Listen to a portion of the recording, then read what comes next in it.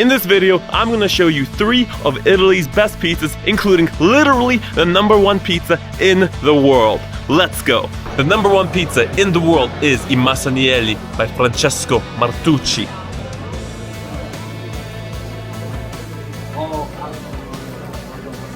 Falls apart, it is what it is. All flat, 0 crisp. Well, what's the taste gonna be?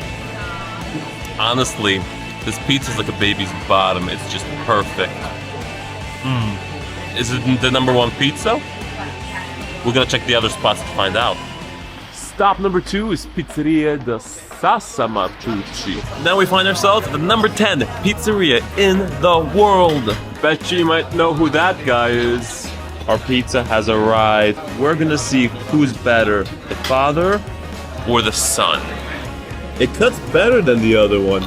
The whole thing sticks together more. Still really floppy. 0 crisp to it. Honestly, I think the #10 is better than the #1. Oh my god. I think the crust is better. I think the pizza holds together a little more. I think it has a little bit more flavor.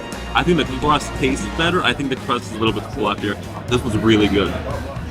Okay, Pepe and Grani. This is the lowest ranked one on our list.